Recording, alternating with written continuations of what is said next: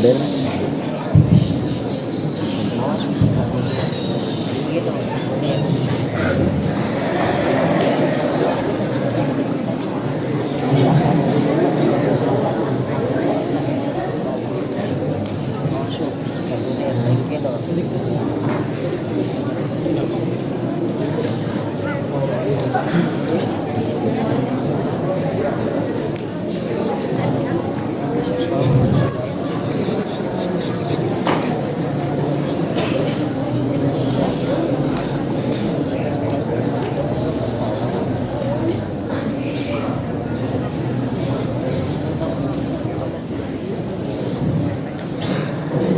Assalamualaikum warahmatullahi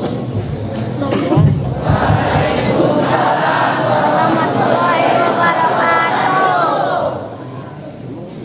Alhamdulillah wassalatu wassalamu ala sayyidina Muhammadin Rasulullah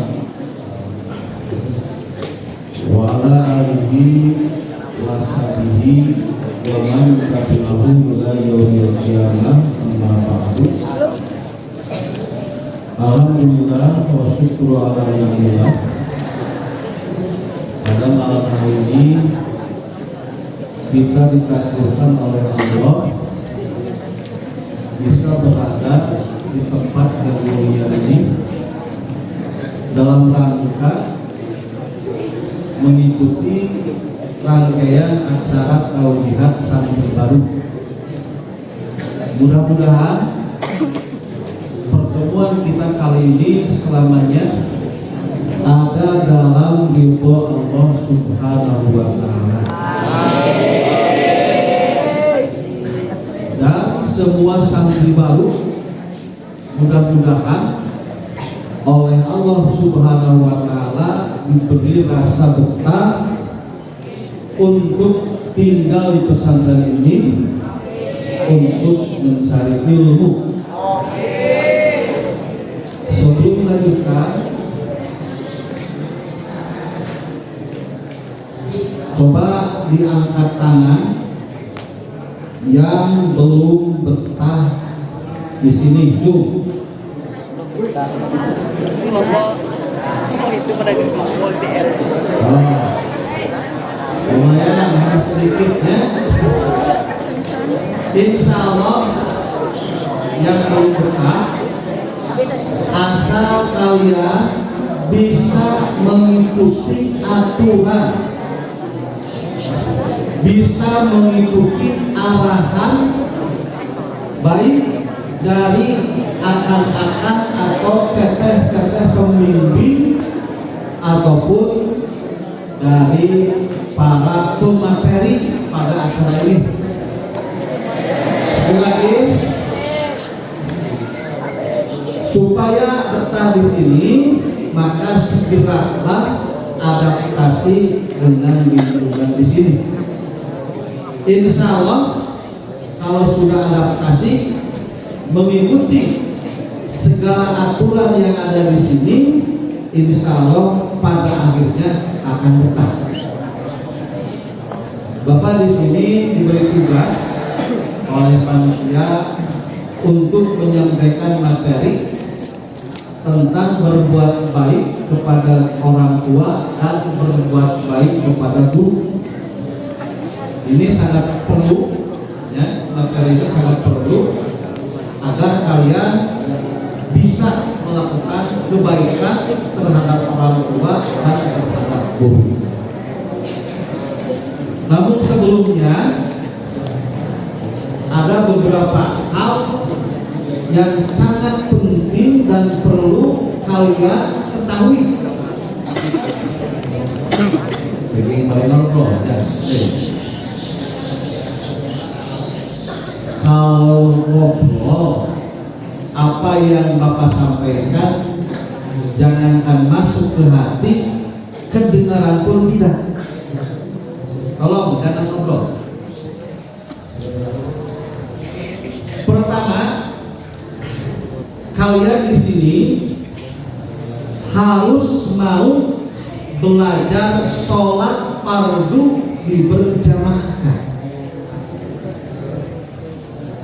Makanya di pesantren Sukaidet ada undang-undang semua santri wajib sholat berjamaah. Di antara keuntungan orang yang sholat berjamaah, kata Rasul Sallallahu Alaihi Wasallam, man dawama alas sholawatil khamsi aqtahullahu khamsa bisolim.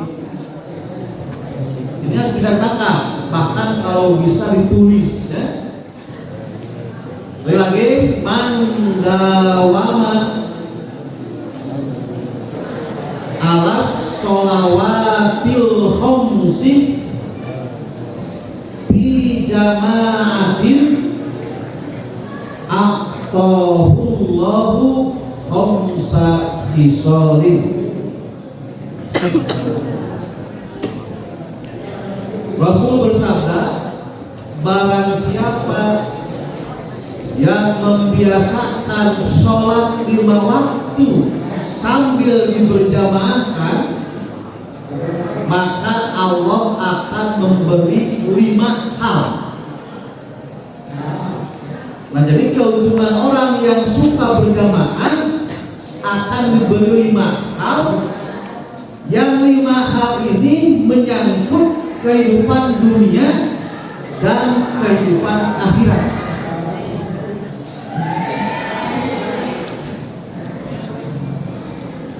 Ayat yang ini ngobrol.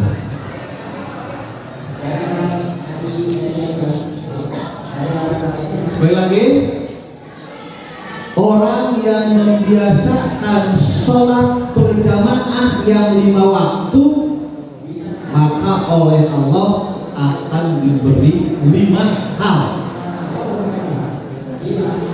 Pertama, an yarfa'allahu boikol aisi. Pertama, Allah akan menghilangkan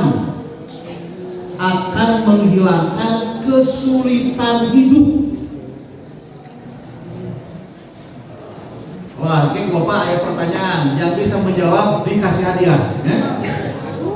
Dari ceramah Bapak nanti akan ada pertanyaan, yang dapat menjawab akan ada kasih hadiah. Pertama, Allah akan menghilangkan kesulitan hidup. Artinya, orang yang suka berjamaah hidupnya tidak akan sulit, hidupnya tidak akan susah. Bahkan semakin rajin berjamaah, hidupnya akan semakin diberkahi oleh Allah. Bapak dulu waktu belajar di sini, pas masuk pesantren ini,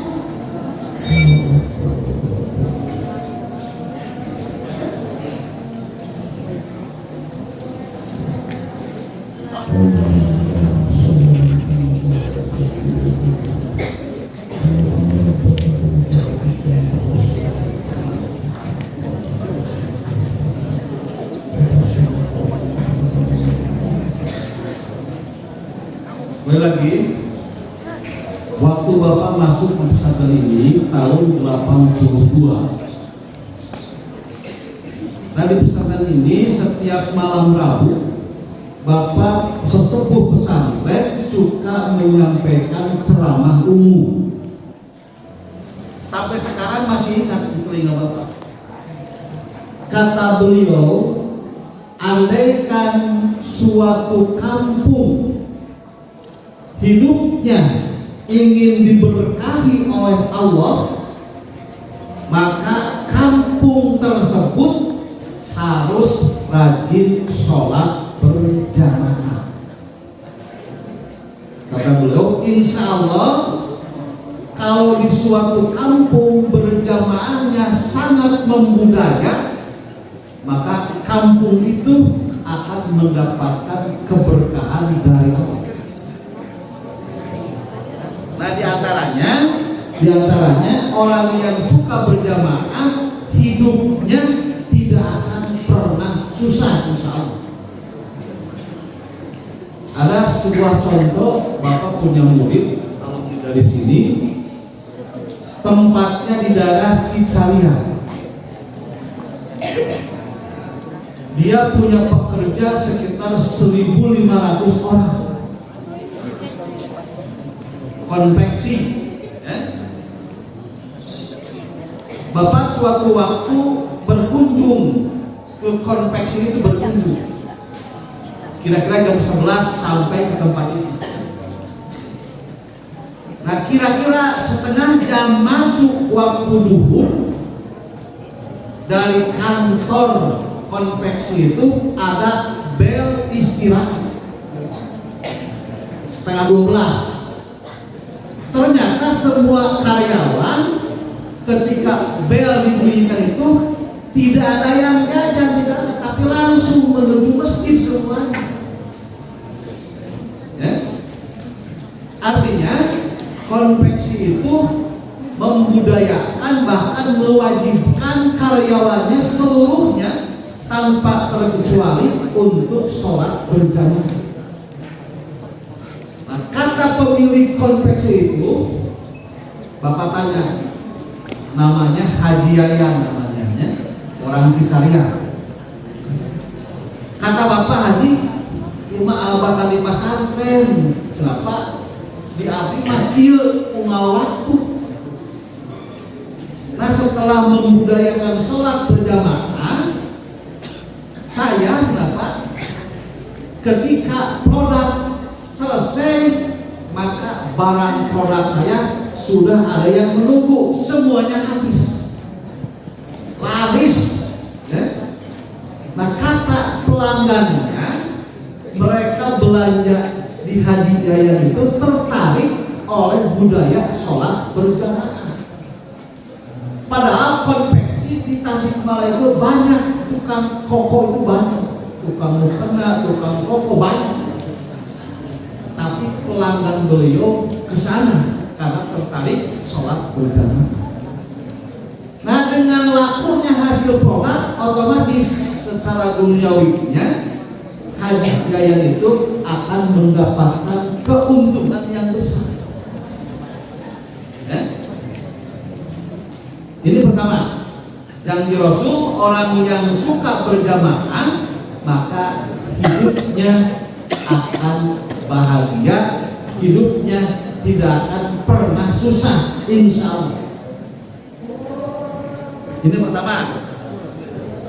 Kedua, wa yarfa'u anhu azabal qabri. Wah, pertama, hidupnya tidak akan susah. Kedua, orang itu ketika meninggal dunia, nah, di kuburnya tidak akan mendapatkan siksa kubur. Jadi siksa kuburnya oleh Allah dihilangkan, sehingga dia di kuburnya selamat dari ancaman siksa kubur. Tiga, wa yu'ti kitabahu biyaminihi, dia akan diberi kitab catatan amal dengan tangan kanannya. Nanti kita di akhirat semuanya akan menerima buku catatan amal kita. Nah, orang yang rajin berjamaah, ketika Allah memberikan buku catatan amal itu, maka tangan kanan dialah yang akan menerima buku itu. Artinya, ketika tangan kanan yang menerima buku catatan amal nanti di akhirat, artinya orang itu termasuk orang yang akan masuk surga. Ya. Keempat, wa yamurru alas sirati kalbarkil hati. Nah, nanti di akhirat kita akan melewati sebuah jembatan. Jembatan itu dibentangkan dari mahsyar ke surga, di tengahnya neraka. Nah, orang yang rajin berjamaah ketika melewati sirat itu, dia akan cepat seperti kilat. Ini keempat. Nomor 5, ini yang paling penting, yaitu yadkhulul jannata bighairi hisabin. Dia akan masuk surga tanpa dihisab. Nah, ini barokah sholat berjamaah. Coba menjawabkan. Pertama apa? Akan dihilangkan kesulitan hidup. Kedua, tidak akan mendapatkan siksa kubur. Ketiga, akan menerima buku catatan amal dengan tangan kanan. Keempat, melewati sirat cepat seperti kilat. Kelima, dia akan masuk surga tanpa dihisab. Nah, kalau kalian ingin mendapatkan yang 5 itu, maka dari mulai sekarang harus siap untuk melaksanakan sholat fardu di berjamaah. Makanya di Sukaideng ini, supaya para santrinya mempunyai kebiasaan sholat berjamaah, maka ada undang-undangnya, ada aturannya. Sehingga kalau ada santri tidak berjamaah akan bisa diketahui dengan sidik jari yang ada di mana? Di kantor dewan santri. Nanti akan ada hukuman pasti. Nah, pesantren melakukan ini sebagai upaya pesantren agar santri-santrinya bisa terbiasa melaksanakan sholat berjamaah. Bapak pesantren, mesti kalian harus sholat berjamaah. Itu pertama. Kedua, yang harus dibiasakan dari mulai sekarang, yaitu membiasakan melaksanakan sholat sunat, ya, terutama sholat sunat rawatib. Apa sholat rawatib? Kalian tahu? Apa? Sholat sunat yang selalu mengiringi sholat fardu, itu namanya sholat sunat rawatib. Ada qabla duhur, ba'da duhur, dan seterusnya. Ini biasakan. Ya, setelah kalian masuk ke pesantren, walaupun di kampung halaman, jangankan sholat sunat rawatib, sholat fardu pun terkadang ada yang terlewat. Nah, kalau di sini, mah wayahna bodoh benar, jangankan sholat fardu, sholat sunat sekalipun tidak boleh ketinggalan. Pahalanya, ya, Rasul bersabda, Man sholla isnatai asrota rakaatan fi yaumihi wa lailatihi bunia lahu bihinna baitun fil jannah. Barang siapa yang melaksanakan sholat sunat rawatib 12 rakaat sehari semalam, maka orang itu dengan keberkahan sholat sunat rawatib yang 12 dibangunkan sebuah gedung yang sangat megah di dalam surga. Artinya orang yang rajin sholat sunat rawatib akan masuk surga, dan di surganya disiapkan oleh Allah sebuah gedung yang megah. Ya? Jadi jangankan sholat fardu, sholat sunat pun kalau kita lakukan dengan sebaik-baiknya menjadi sebab masuk surga. Mana yang 12 itu? Yang 12 itu pertama 4 rakaat sebelum duhur. Kedua 2 rakaat setelah duhur. Jadi berapa? 6. Ketiga 2 rakaat setelah maghrib. Jadi 8. Kesembilan. 2 rakaat setelah isya jadi 10. 2 rakaat sebelum sholat subuh jadi 12. Jadi di sana tidak ada sholat sunat sebelum maghrib, sholat sunat sebelum isya. Itu artinya sebelum maghrib dan sebelum isya hukumnya sholat sunat rawatib goer mu'akkadah. Artinya sholat sunat yang tidak dikuatkan oleh Nabi. Tapi itu pun tidak boleh ditinggalkan. Jadi semua qobla dan ba'da yang ada contohnya dari Rasulullah SAW kita lakukan semuanya. Pertama harus apa sholat itu? Jawab. Pertama sholat harus berjamaah. Kedua, di samping sholat fardu kita harus membiasakan diri melaksanakan sholat sunat rawatib. Pahalanya surga. Ketiga, yang harus dilakukan oleh kalian di awal masuk di pesantren yaitu banyak membaca Al-Quran. Ini penting sekali. Nah, bagi yang sudah bisa baca Quran di kolom, kalau belum dimulai di kolom harus punya jadwal untuk tadarus Al-Quran ditulis. Umpamanya malam ini saya akan mulai tadarus Al-Quran. Umpamanya sekarang tanggal 21 bulan 7 2022. Saya mulai tadarus Al-Quran dari surat Al-Fatihah. Itu harus.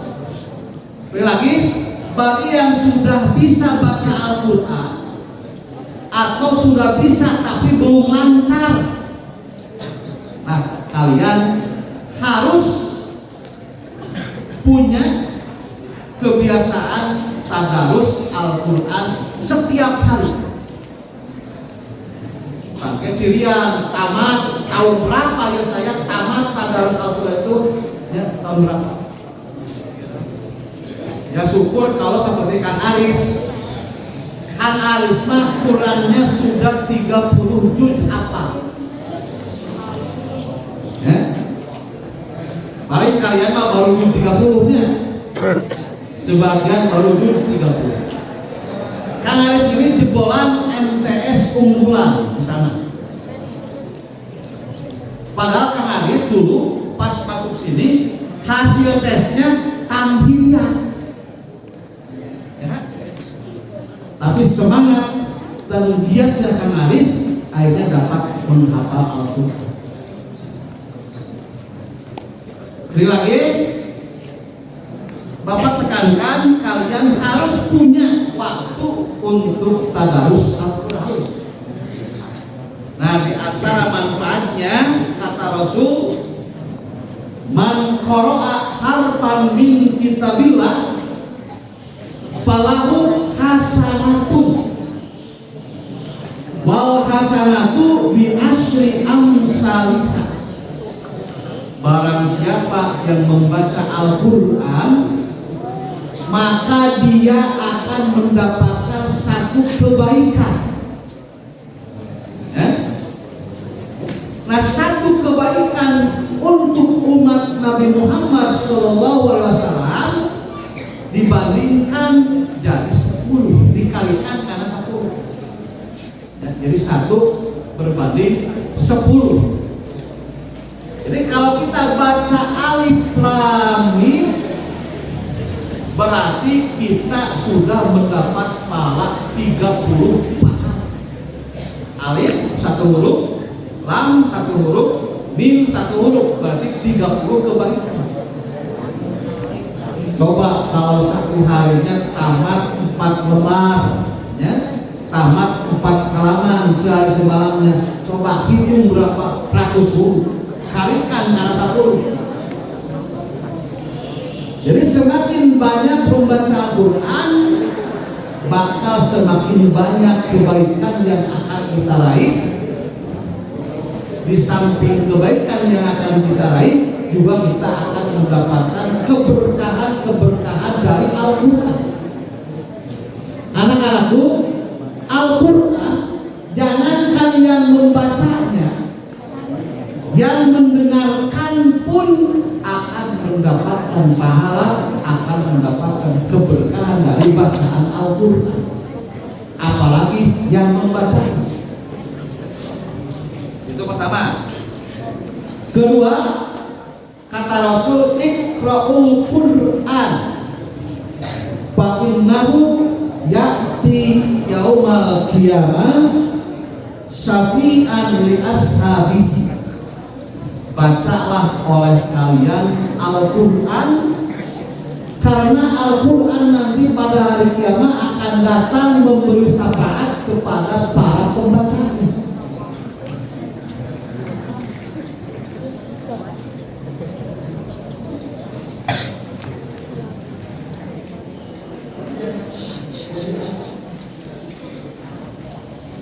Syafaat itu pertolongan, ya. Bahkan ada hadis yang khusus, kata Rasul, fil Quran suratun qasamathu an saqibika hatta adkhalathu jannah tabarakalladzi biyadihil mulku. Di dalam Al-Quran ada satu surat, dan surat itu akan menjadi pembela para pembacanya. Nanti kita akan dipinta pertanggungjawaban di hadapan Allah atas perbuatan kita di dunia. Kita akan diadili oleh hakim yang maha adil, yaitu Allah. Nah, bagi orang-orang yang rajin membaca surat Al-Mulku, ketika dia diadili oleh Allah, maka surat Al-Mulku akan hadir menghadap Allah, langsung menjadi pembela para pembaca surat Al-Mulku. Akhirnya, dengan keberkahan pembelaan surat Al-Mulku, hatta adkhalatul jannah, sehingga surat Al-Mulku akan memasukkan para pembacanya ke dalam surga. Oh, ya, di samping punya jadwal tadarus Al-Quran secara umum, juga dikhususkan Al-Mulku tiap hari baca, agar keberkahan dari Al-Mulku kita akan dimasukkan ke dalam surga. Itu tiganya. Pertama, sholat berjamaah. Kedua, sholat sunat. Ketiga, rajin membaca Al-Quran. Ini merupakan kebiasaan dan dan budaya di pesantren. Semua pesantren pasti punya budaya sholat berjamaah, melaksanakan sholat sunat, membaca Al-Quran. Ini di antara budaya yang dibudayakan di pesantren. Nah, oleh karena kalian sudah ada di pesantren, maka budaya yang sangat baik ini yang akan menyelamatkan dunia dan akhirat kalian lakukan. Ya, lakukan dengan sepenuh hati. Nah, itu diawali dengan hal-hal yang sangat penting karena ini sudah membudaya di pesantren kita ini.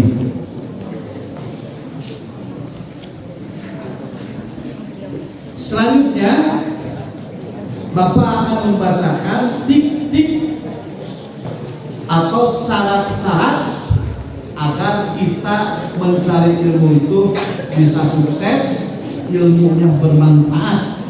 Ada tip-tip yang harus kalian lakukan. Mau dikasih tahu? Oh, tuh, bandungannya. Jangan ada yang ngobrol, jangan ada yang ngantuk, jangan. Karena percuma kita belajar di sini tapi ilmu kita tidak bermanfaat, percuma. Nah, supaya ilmu yang kita cari khususnya di pesantren ini bermanfaat, maka ada beberapa hal yang harus kalian lakukan. Nah, ini judul yang diberikan oleh panitia ke Bapak. Ini diantaranya. Pertama, memang ini yang paling mendasar agar ilmu yang kita dapat di sini bisa bermanfaat, bisa barokah. Yang pertama, tanamkan niat di hati kita, niat yang tulus, niat semata-mata kita belajar di sini itu semata-mata hanya untuk mendapatkan ridho Allah. Itu niatnya. Berangkat dari niat itu, insya Allah ya, refleksi dari niat semata-mata lillah, semata-mata hanya untuk mendapatkan ridho Allah, maka sikap lahiriahnya orang yang betul-betul lillahi ta'ala di dalam talabul ilmi, dia akan sanggup dan akan mampu menghadapi berbagai tantangan, berbagai rintangan sewaktu belajar. Ya? Tantangan dan rintangan yang berat yang harus dilawan oleh kalian sebagai santri baru adalah rasa tidak betah. Ini yang paling penting. Nah, dengan niat yang tulus, kita belajar agama itu hanya untuk mendapatkan ridho Allah, maka kita akan mampu berdiri tegak melawan dan menghadang berbagai tantangan, rintangan dan cobaan-cobaan dari Allah. Di bawah tanya, kalian datang ke sini untuk apa? Itu niat yang sangat bagus. Nah, agar biaya yang dikeluarkan oleh orang tua tidak sia-sia, agar waktu yang kalian jalani di pesantren ini tidak sia-sia, maka tanamkan thalabul ilmi itu semata-mata kewajiban dari Allah. Apa hadisnya? Thalabul ilmi fardhatun ala kulli muslimin wal muslimat. Ya, ada masalah tunggu dan dulu waktu Bapak di asrama Bapak asrama dulunya di pesantren Sukaiden, setiap malam Rabu ada tadribul khutbah, latihan pidato. Ya? Ada seorang santri utusan asrama asrama ceramah tentang kewajiban thalabul ilmi. Para hadirin yang saya hormati, kita sebagai muslim, sebagai muslimat diwajibkan oleh Rasul mencari ilmu. Dalilnya thalabul ilmi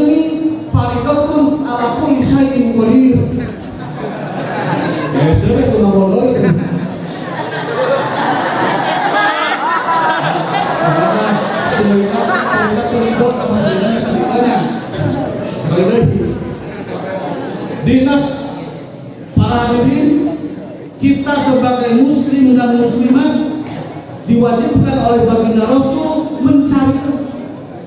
Sabda beliau, tolabul ilmi faridatun ala kulli syai'in qadir.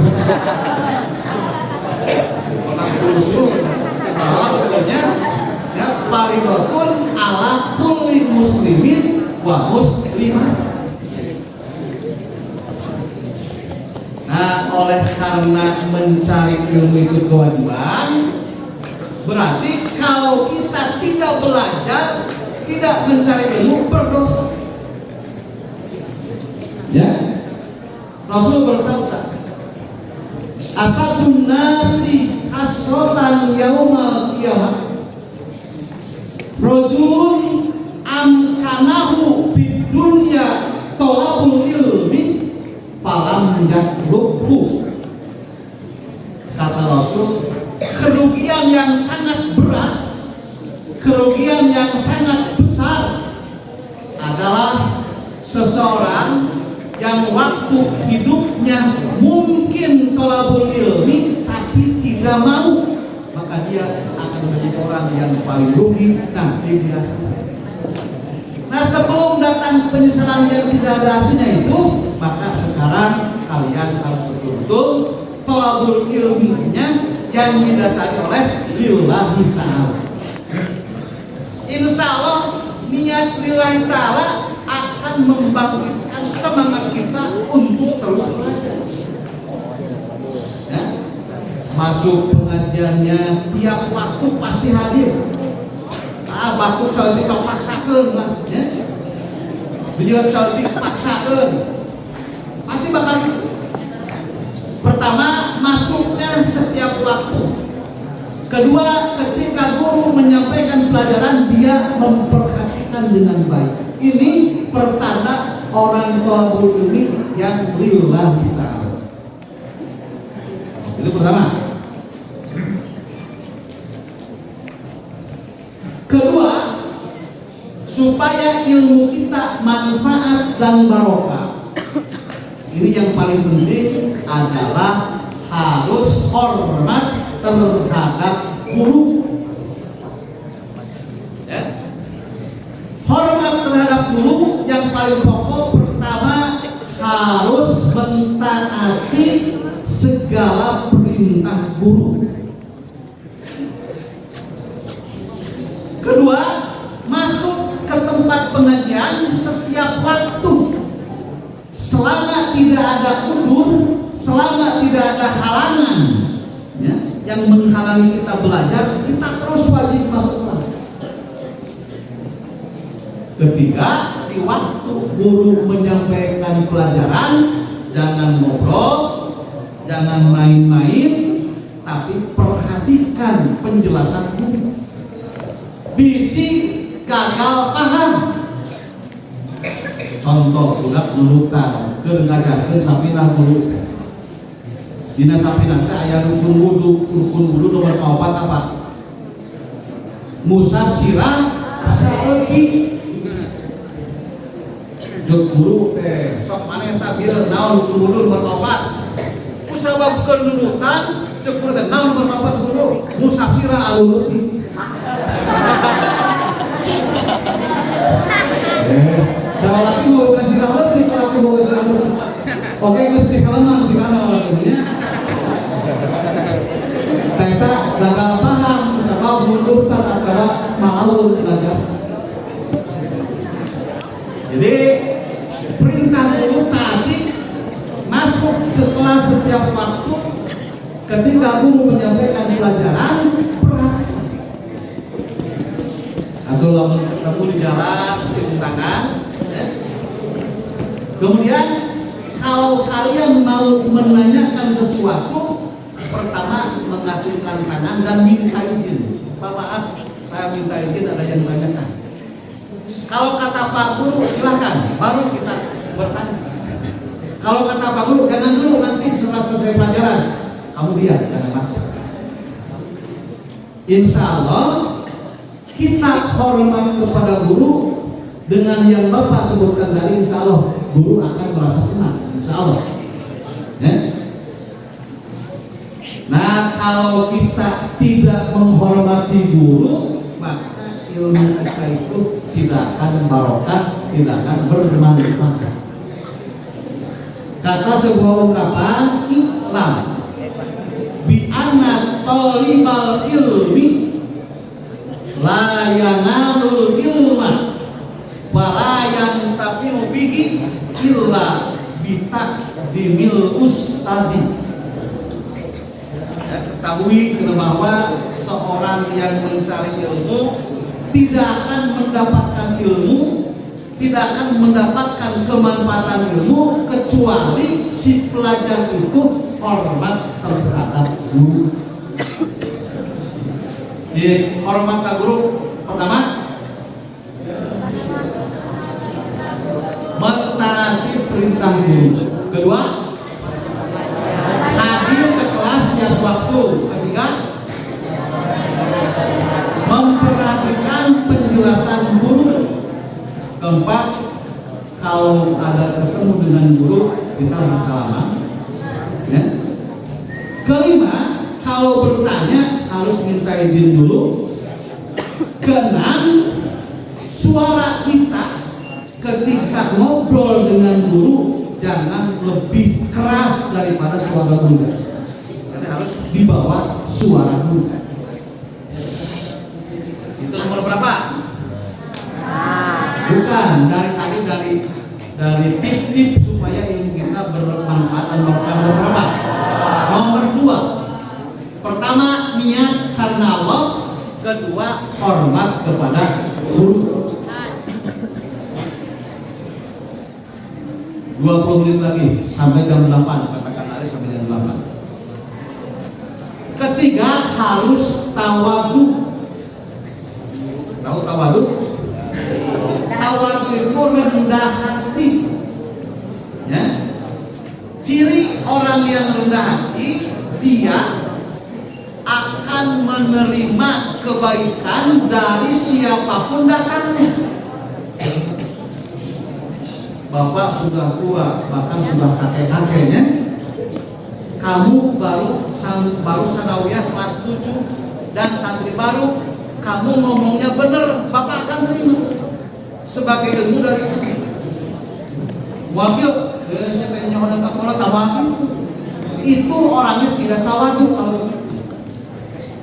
Jadi tanamkan sikap rendah hati, yaitu menerima kebenaran, menerima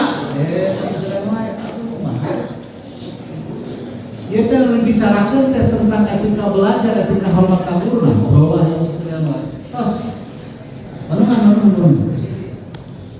aku kumabe manfaat ilmu, nah aku ngobrol ini pada seseria. Nah, daripada seseria mending sare ya. Ada seseria mah enggak ngobrol tuh. Nah, jadi tawadu itu sikap rendah hati, artinya dia akan menerima kebenaran, akan menerima kebaikan dari siapapun datangnya kebaikan itu orang tawadu. Jangankan dari guru, dari teman yang di bawah dia usianya tapi benar, maka dia akan menerima.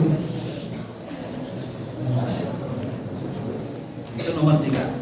Nomor 4, tinggalkan dosa. Siapapun yang melakukan dosa pasti akan terhalang dari ilmu.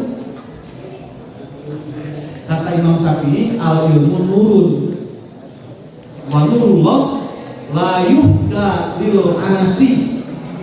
Ilmu itu cahaya, dan cahaya Allah tidak akan dihadiahkan kepada orang yang maksiat, yang berdosa. Ya. Makanan yang kita makan, minuman, pakaian yang kita pakai harus betul-betul halal. Tidak boleh ada yang haramnya. Itu akan menghambat ilmu.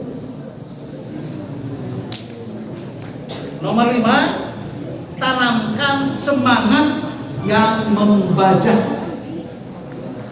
Tanpa semangat yang kuat, tanpa semangat yang membaca, kita akan loyo kalau mimpinya kita akan loyo. Kata sebuah syair, man talaba syai'an wajada. Yang pertama pakai tasdid, yang kedua tidak. Man talaba syai'an wajada. Barang siapa yang mencari sesuatu,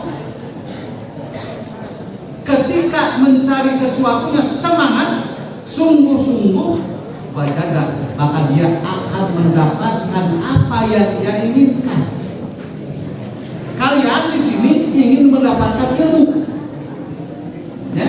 Nah, syaratnya ketika belajarnya harus semangat, harus giat, maka pasti modal semangat, modal giat, pasti ilmu akan didapat. Itu nomor 5. Nomor 6, pandai-pandai mencari teman. Pasti ya, nanti kalian setelah beres acara tauhid akan berbaur dengan santri lama. Santri lama itu berbeda-beda, ada yang baik, ada yang kurang baik, ada yang tidak baik, ada. Nah, kalau kalian dari mulai sekarang pandai memilih teman, insya Allah bergaul dimanapun, kalau pandai memilih teman, kalian tidak akan terpengaruh menjadi jelek, insya Allah. Kata Rasul, man aradallahu bihi khairan rajaqahu khalilan sholihan in dzakara a'anahu wa in nasiya dzakarahu. Kata Rasul, barang siapa yang dikehendaki oleh Allah menjadi hamba yang baik menurut Allah, maka orang itu akan diberikan seorang teman yang soleh.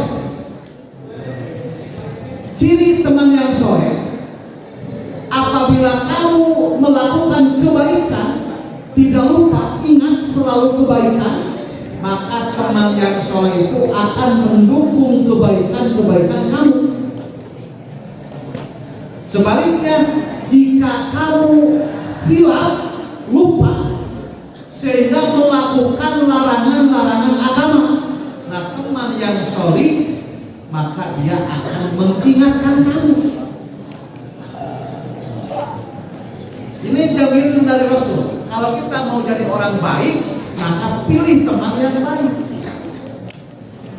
Kita akan bisa merasakan, ya, setelah saya bergaul dengan si ini, saya jadi ketua berjamaah, rajin baca Quran, kata-kata yang di kampung halaman mah banyak kata-kata yang kasar. Kalbun, pinggir keluar. Tahu kalbun? Anjing. Tahu pinggir? Apa? TV? Balong. Ya. Kata-kata orang-orang terminal itu muncul. Biasa kan? Ini ngobrol. Nah, setelah berteman dengan sini, kebiasaan buruk saya dalam berkata jadi hilang. Tidak berani mengatakan anjing, tidak berani mengatakan bagong, tidak berani, jadi hilang. Yang tadinya suka rajin di kampung halamannya mengambil barang orang lain, setelah bergaul dengan sini jadi hilang. Nah, ini artinya Allah akan menghendaki baik kepada kamu. Tetapi sebaliknya, kalau Allah menghendaki seseorang dijadikan hamba yang tidak baik, maka Allah akan memilihkan temannya yang jelek. Ya? Dalam sebuah kitab Taklimul Muta'alim diungkapkan wa ammah khiyarus syarif, adapun memilih teman untuk hidup di pesantren ini, wayan bagi anjahtaro al-mujiddah. Pertama, versi kitab Takrimul Mutalim, teman yang baik itu teman yang giat, teman yang sungguh-sungguh belajar. Kedua, wal-warok, orang yang warok artinya orang yang tidak berani melakukan hal-hal yang diharamkan.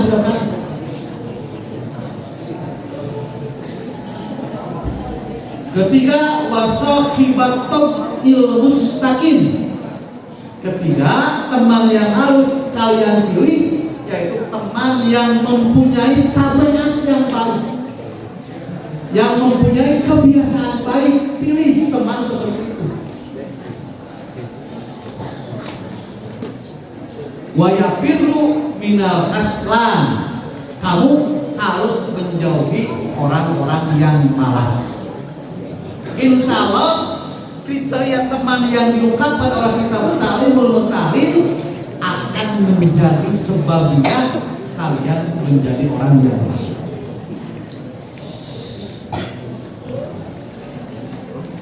Anak-anakku, semua ini yang Bapak bicarakan tadi, ya, kalau tidak dihadapi dengan sungguh-sungguh, tidak ada perjuangan hidup untuk melawan hal-hal yang jelek, maka kalian sampai kapanpun tidak akan bisa menjadi orang baik. Ya?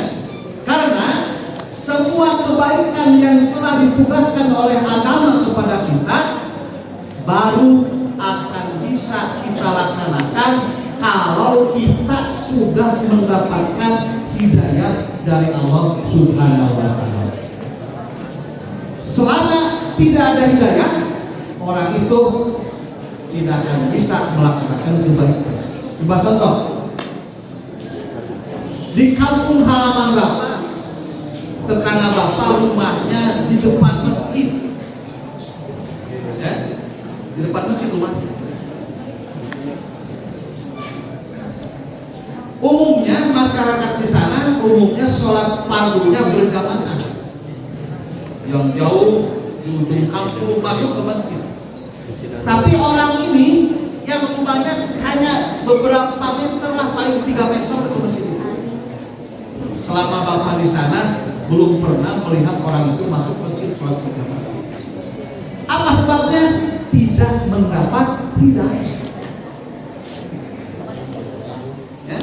Jangankan kita manusia biasa, paman Rasul sekalipun, ya, kita tahu bagaimana Abu Thalib membantu perjuangan Rasulullah Shallallahu Alaihi Wasallam.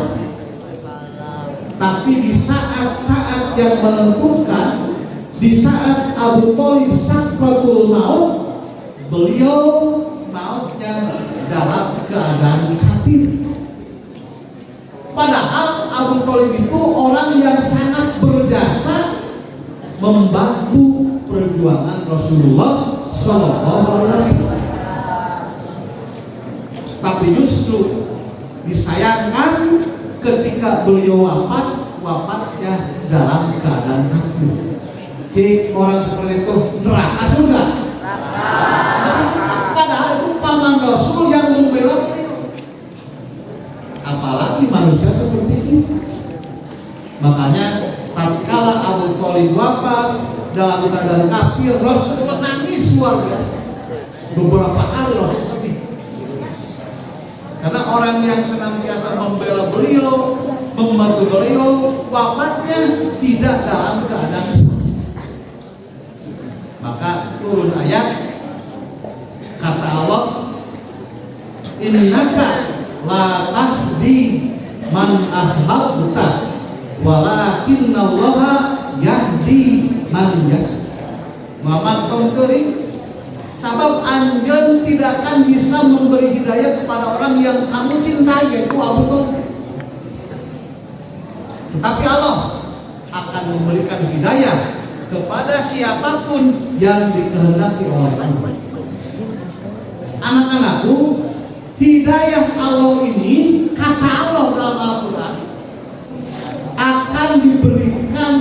kepada mereka-mereka yang berupaya semaksimal mungkin untuk melaksanakan segala aturan-aturan Allah. Nah, untuk mengarah ke arah itu, supaya kita bisa melaksanakan aturan-aturan Allah, maka belajar agamanya yang benar. Setelah kita mendapatkan ilmu agama, kemudian kita mengamalkannya, walaupun hoream, paksa itu lawan hoream, lawan rasa marah itu lawan. Nah, kalau kita sudah berupaya 10 menit lagi, Pulau Waka Busatnya saya tunjukkannya 10 menit lagi, kita akan lewat jam 8 misalkan. Jaminan Allah dalam Al-Quran, orang yang berusaha semaksimal mungkin di dalam melaksanakan tugas-tugas Allah, maka pada akhirnya orang itu akan diberi hidayah oleh Allah.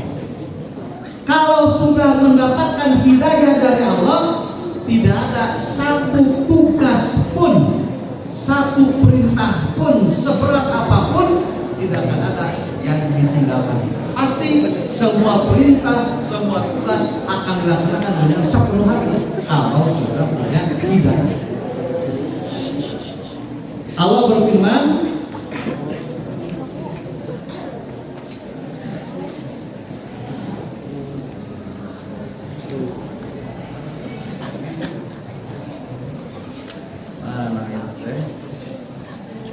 walladzina jahadu fina lanahdiyahum subulana, dan orang-orang yang berupaya semaksimal mungkin di dalam melaksanakan tugas-tugas kami, kata Allah, lanahdiyahum subulana, pasti kami akan memberi hidayah kepada mereka untuk bisa melaksanakan jalan-jalan kami atau tugas-tugas dari Allah. Jadi berdasarkan ayat itu, hidayah Allah hanya akan diberikan kepada orang-orang yang berusaha semaksimal mungkin di dalam mentaati segala ketentuan-ketentuan Allah. Ya, siapapun tidak akan bisa mentaati ketentuan Allah kalau tidak mengerti agama. Makanya kalau ilmunya harus betul-betul lillahi ta'ala agar kita mendapatkan hidayah dari Allah Subhanahu wa ta'ala. 5 menit nih.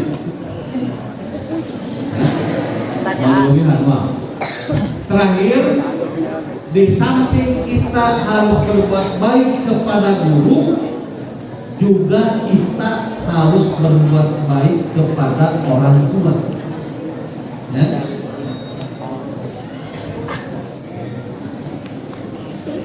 Pertama, hampir samalah dengan gurunya. Pertama, taat kepada orang tua. Kita harus lapang dada dan rela suka hati ketika orang tua memerintahkan sesuatu. Ya. Apa yang kita lakukan jangan sampai membuat orang tua kecewa, sakit hati.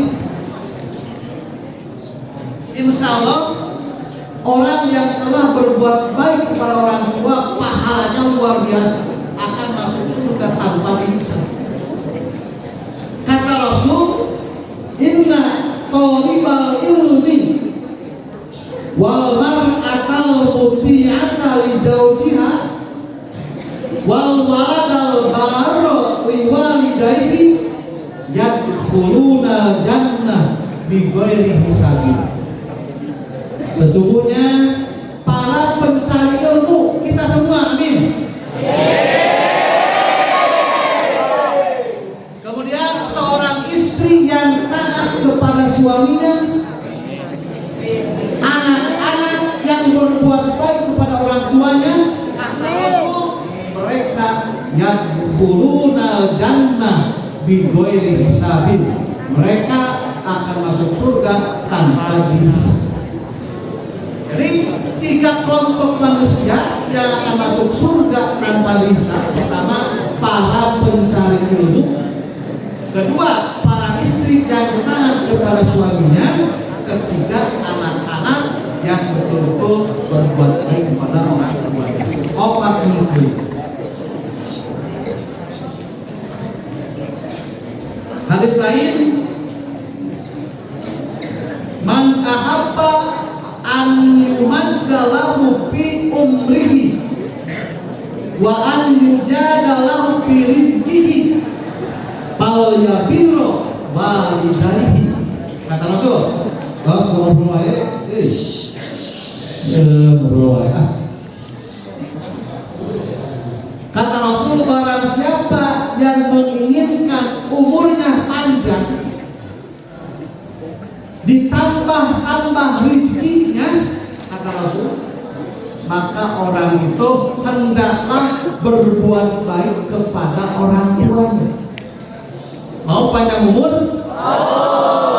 Banyak rezeki? Berbuat baiklah kepada orang tua. 2 menit deh. 1 hadis lagi. Al-walidu awsatu abwabil jannah paling sita pa'adik dari kalbab au hafidoh.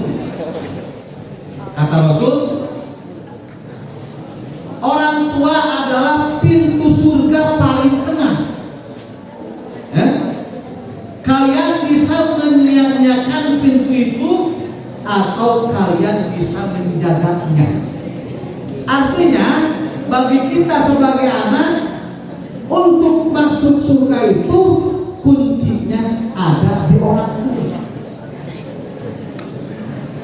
Kalau kita menyia-nyiakannya, maka surga kita tidak akan bisa masuk surga.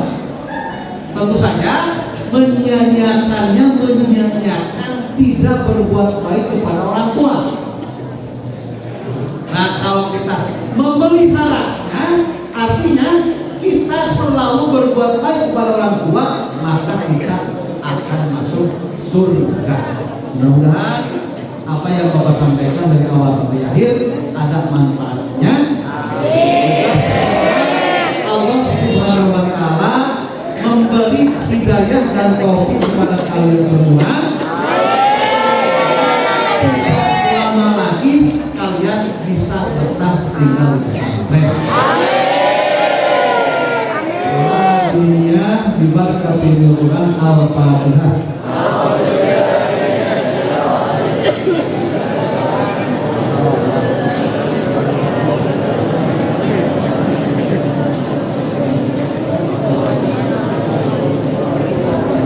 Demikianlah yang bisa Bapak sampaikan.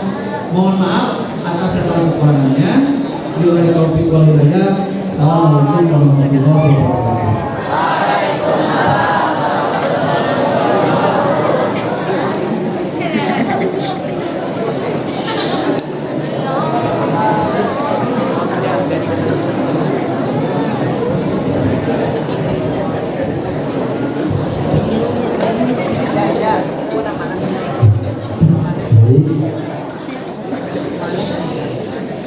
Untuk sekarang sesi pertanyaan ya, silakan untuk santri yang ingin bertanya, untuk laki-laki 1 orang, perempuan 1 orang. Ya, silakan yang mau bertanya.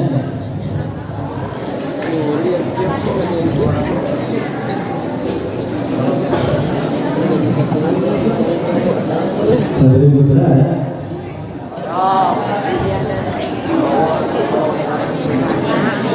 Santri putri? Oh ya.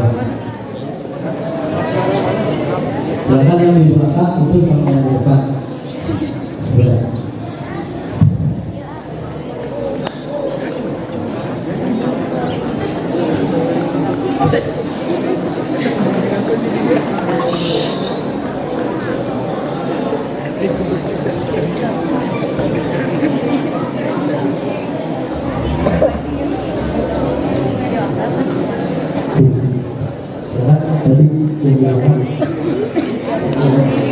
Kemudian dua orang dari ngomong dari betul. Perkenalan dulu, nama, alamat, klub.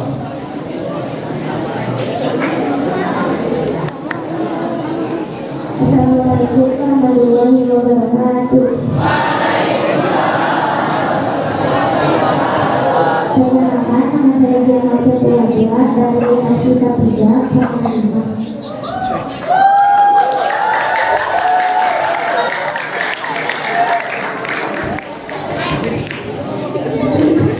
Kami membahas tentang soal 5 waktu dan perjalanan.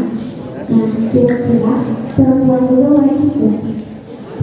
Kalau perempuan tidak ada kewajiban sholat berjamaah, tapi pahalanya tetap akan mendapatkan seperti laki-laki.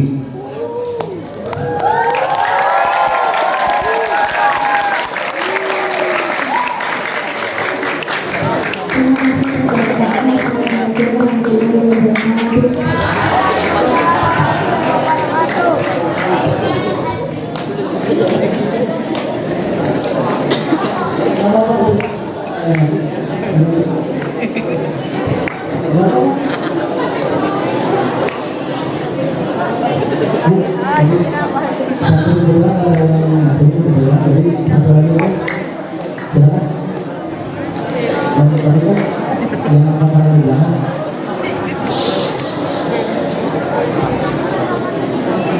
oh pertanyaan sama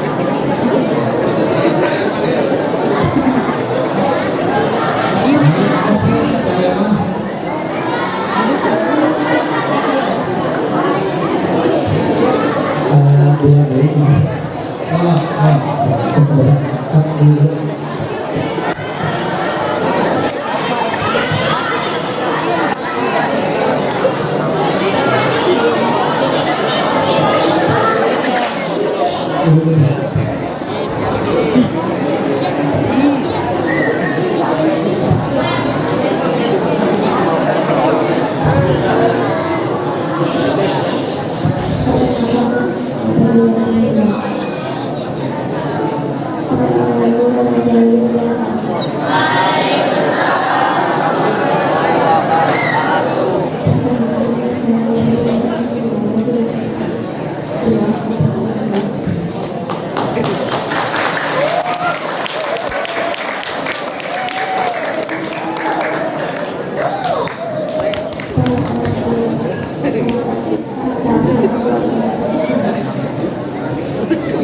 dari kebenaran, benar.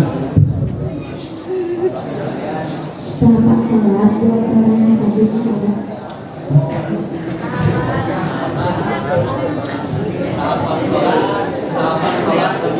Oh ya, tahapan sholat bagi orang yang sakit berdasarkan hadis Rasul. Pertama sambil duduk, ya. Duduknya duduk iftiros. Kalau tidak tahu iftiros, duduk seperti tasahud awal atau duduk antara sujud pertama. Kemudian tidak bisa, maka sholatnya sambil berbaring, kepala ke utara, kaki ke selatan, kemudian berbaring ke sebelah barat. Ya. Kemudian berbaring tidak mampu, terlentang, kaki ke barat, kepala ke timur, kemudian pakai bantal di belakangnya. Ya. Gimana sholat bacaannya cukup, bacaannya bertakbir, ya takbir, Allahu Akbar bacaan, ya baca Fatihah biasa.